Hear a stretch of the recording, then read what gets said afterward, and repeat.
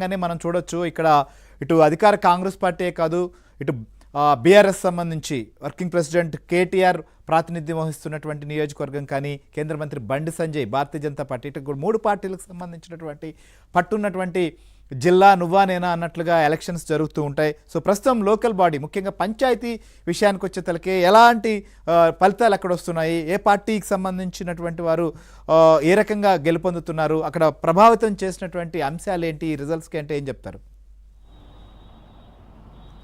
Yes sir, good evening sir. So కాసేపటి అంటే ఇప్పుడిప్పుడే మూడో విడత పంచాయతీ ఎన్నికల ఫలితాలు వెల్లడవుతున్నాయి. ముఖ్యంగా మీరు అన్నట్లు పూర్తిగా మూడో విడతలో రాజన్న సిరిసిల్ల జిల్లాలోని సిరిసిల్ల నియోజకవర్గం బీఆర్ఎస్ వర్కింగ్ ప్రెసిడెంట్ కేటీఆర్ ఇక్కడి నుంచి ప్రాతినిధ్యం వహిస్తున్నారు. ఆయన నియోజకవర్గం మొత్తంలో ఈరోజు 4 మండలాల్లో 80 స్థానాలకు ఈ పంచాయతీ సర్పంచ్ స్థానాలకు ఈరోజు పోలింగ్ జరిగింది.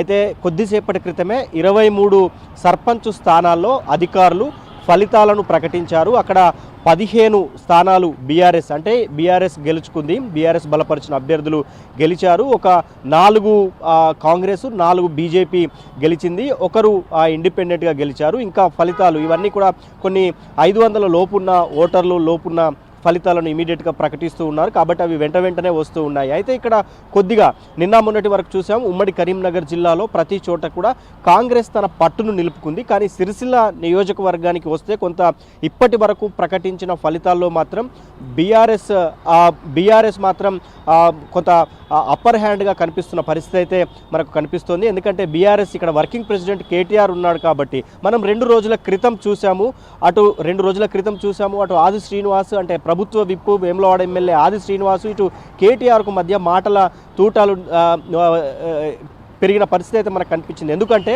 ఒకరికొకరు చాలా గట్టిగా విమర్శించుకున్న పరిస్థితి. కేవలం మొదటి విడత రెండో విడత ఎన్నికల్లో బీఆర్ఎస్ చెతికిల పడిందని, మూడో విడతలో గౌరవం కాపాడుకునేందుకు కోసమే కేటీఆర్ అనవసరపు ఆరోపణలు చేస్తున్నారని ఆది శ్రీనివాస్ గట్టిగానే మండిపడ్డ పరిస్థితి కనిపించింది. అయితే ఈరోజు రిజల్ట్స్ విషయానికి వస్తే మాత్రం సిరిసిల్లలో కొంత బీఆర్ఎస్ది అప్పర్ హ్యాండ్గా ఉన్నట్లు మనకు స్పష్టంగా తెలుస్తుంది. ఇక్కడ మీరు అన్నట్లు బీజేపీ మాత్రం కావచ్చు, సెకండ్ విడత కావచ్చు, ఇప్పుడు కూడా చూస్తే ఎట్లా ఉంది కాంగ్రెస్ కానీ బీఆర్ఎస్ బీజేపీ మూడింటిని మనం ఒకసారి పరిశీలిస్తే ఓవరాల్గా ఎట్లాంటి పరిస్థితులు ఉన్నాయి?